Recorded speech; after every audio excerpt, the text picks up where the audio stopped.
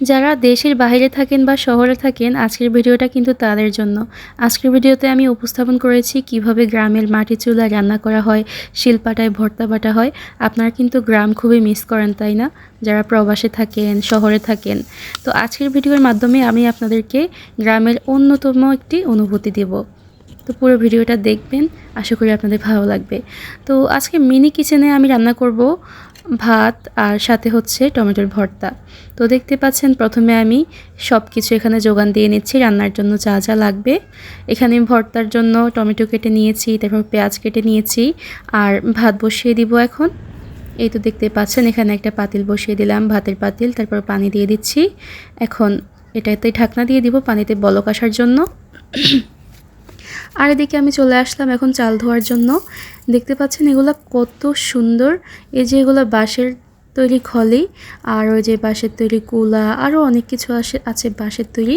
আর এগুলো যদি আপনারা কেউ নিতে চান তাহলে অবশ্যই ময়না মিতালি ব্লগ পেজে যোগাযোগ করবেন। ওনার কাছে এগুলো আছে অনেক পরিমাণে, আপনারা নিতে পারেন। তো আসলে কিন্তু আমার এই প্রোডাক্টগুলো খুবই পছন্দ হয়েছে, আমার মিনি কিচেনের জন্য এগুলো খুবই পারফেক্ট হয়েছে। তো দেখতেই পাচ্ছেন এই যে এখানে আমি এখন ভাতের চাল ধুয়ে চাল দিয়ে দিলাম, এখন ভাত হবে। কি সুন্দর ভাতের পানিতে বলক আসতেছে। আর এই দৃশ্যটা কিন্তু আমার কাছে খুবই ভালো লাগে। আমরা ছোটোবেলা থেকে গ্রামে বড় হয়েছি, তাই গ্রামীণ খাবার প্রতি আমাদের অন্যতম একটা আকর্ষণ। গ্রামের খাবার মানে আমাদের আবেগ অনুভূতি, এটা আমাদের আবেগ অনুভূতির অন্যতম একটা অধ্যায়। যদি গরম ভাতের সাথে একটু ভর্তা দেওয়া হয়, আর অন্য কোনো আইটেম লাগে না, গরম ধোয়াটা ভাতের সাথে যদি একটু ভর্তা হয় তাহলে অনায়াসে 1 প্লেট ভাত খাওয়া যায়। আর যারা গ্রামে থাকেন তারা কিন্তু অবশ্যই জানেন ভর্তা ভাত আসলে কতটা মজা। তো এই তো আমার ভাত মোটামুটি হয়ে এসেছে, মোটামুটি কি পুরোপুরি হয়ে গিয়েছে। এখন আমি ভাতের মাড় গালবো। এই দৃশ্যটা কি সুন্দর দেখতে, একদম আমাদের রেগুলার কিচেনে যেভাবে আমরা রান্না করি ওই রকমই দেখা যাইতেছে। আর এগুলো দেখতে অনেক কিউট। তো চলে আসলাম এখন আমি মাড় গালার জন্য। এই যে আমার ছোট্ট মাড় গালুন, এটার মধ্যে এখন মাড় গালবো। নুসনিগুলা ঠিক মতো হয় নাই, এরপরেও হাতে অনেক ভাপ লাগতেছিল।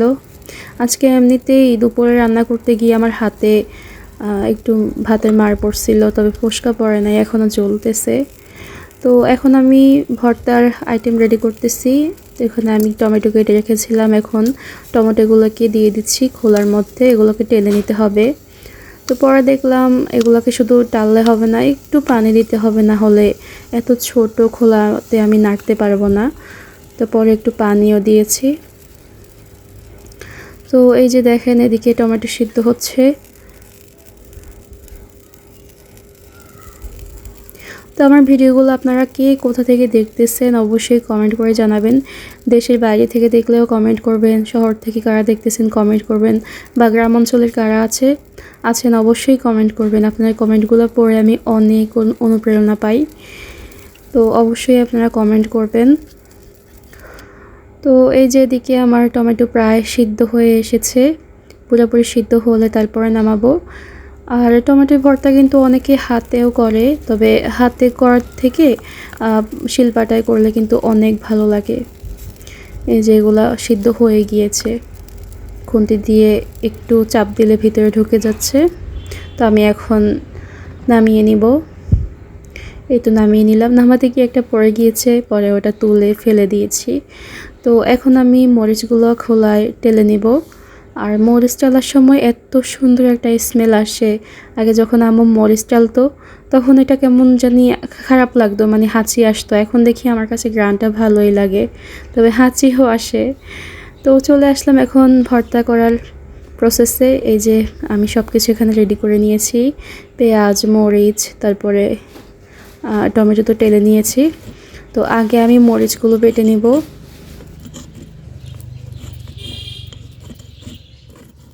তো মিনি কিচেন নিয়ে ভিডিও করার কারণে অনেকে বলতেছে এত বড় হয়ে মিনি কিচেন নিয়ে ভিডিও করে, এগুলা করার কারণ কি?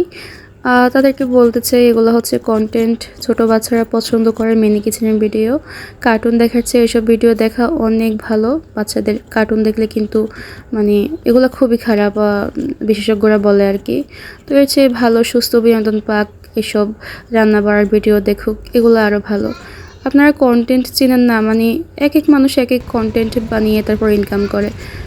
এরপরেও মানুষ মানে শুধু শুধু ব্যাড কমেন্ট করে, এত বড় হয়েও দামড়াই বেটি এগুলা কেন করতেছে, এগুলো বলে আর কি। আচ্ছা থাক, এগুলো বললেন না ভাই, এগুলো এক ধরনের কন্টেন্ট, সবাই সবটা পছন্দ করে না। যদি পছন্দ না হয় তাহলে দেখেন না, সেটা অন্য ব্যাপার, কিন্তু কাউকে ডিমোটিভেট করে কথা বলবেন না। আপনাদের মানে এক একটা ব্যাড কমেন্টে আমরা ডিমোটিভেট হয়ে যাই। তো দেখতে পাচ্ছেন আমার ভর্তা বাটা শেষ, এখন আমি এগুলোকে তুলে নিয়েছি। এখন শিলপাটায় আমরা এখন ভাত মাখবো। এটাও কিন্তু আমাদের গ্রামের অন্যতম একটা ঐতিহ্য। তবে আমি মনে হয় প্রথম না আরও একবার ট্রাই করেছিলাম, ফেসবুকে দেখার পরে দেখলাম সবাই শিলপাটায় ভর্তা করে তারপরে ভাত মেখে পাটার উপর থেকে খাচ্ছে। তো অনেকে আবার বলে এই ছোট ছোট রান্নাগুলো এগুলো খায় কিভাবে, মানে কেমন লাগে না এগুলা বলে। তো আমরা যেভাবে রেগুলার কিচেনে রান্না করি এখানেও ঠিক সেইভাবে রান্না করি, খারাপ লাগার কোনো বিষয় না। তো আজকের ভিডিও এই পর্যন্তই, আল্লাহ হাফেজ।